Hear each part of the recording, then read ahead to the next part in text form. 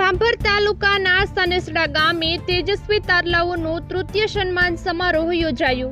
ભાંભર તાલુકાના સનેસડા ગામે સંત શ્રી સદારામ બાપા લાઇબ્રેરી તેમજ સદારામ શિક્ષણ સમિતિ દ્વારા દર વર્ષની જેમ આ વર્ષે તેજસ્વી તારલાઓનો તૃતીય સન્માન સમારોહ કાર્યક્રમ યોજાયો હતો, જેમાં આવેલા આગેવાનો તેમજ મહેમાનો દ્વારા દીપ પ્રાગટ્ય કરવામાં આવ્યું હતું। પ્રાર્થના તેમજ સનેસડા વિદ્યા સંકુલની બાળાઓ દ્વારા સ્વાગત ગીત રજૂ કરીને આગળની શરૂઆત કરવામાં આવી હતી। રાજકીય આગેવાનો તેમજ મહેમાનોનું સદારામ શિક્ષણ સમિતિના સભ્યો, ગામના આગેવાનો, વડીલો દ્વારા ભગવદ્ ગીતાનું પુસ્તક આપીને સન્માન કરવામાં આવ્યું હતું। ત્યારબાદ આગેવાનો, વડીલો દ્વારા ધોરણ 10-12માં સારા ટકા મેળવ્યા હોય તેમજ અલગ અલગ ક્ષેત્રે નોકરી મેળવી હોય તેવા તેજસ્વી તારલાઓને શિલ્ડ, પ્રમાણપત્ર તેમજ થેલો આપીને પ્રોત્સાહિત કરવામાં આવ્યા હતા। સંસદ સભ્ય ગેનીબેન ઠાકોરે જણાવ્યું હતું કે શિક્ષણ વિના ઉદ્ધાર નથી।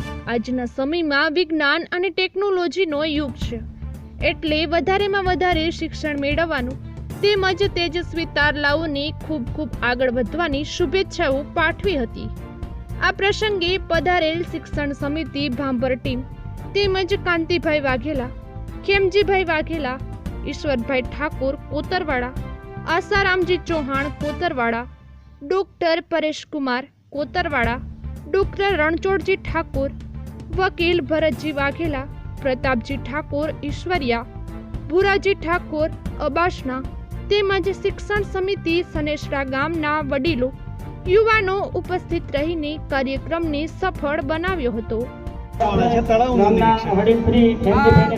મુખ્યમંત્રી કે ગુજરાતની સરકારના આટલા દિવસ તો બનાસકાંઠા યાદ નતો આવતું, પણ ક્યાંક ને ક્યાંક હવે પગ નીચે પાણી આવ્યું છે અને જમીન હરકી રહી છે, એટલે હવે બનાસકાંઠાની મુલાકાતો વધી ગઈ છે। આ સારી બાબત છે। વહીવટીતંત્ર, મુખ્યમંત્રી મારા જિલ્લાની મુલાકાત લે અને મુલાકાત લે છે, તો કંઈક રિપોર્ટ નટુજી ઠાકોર, દિયોદર સમાચાર, બનાસકાંઠા।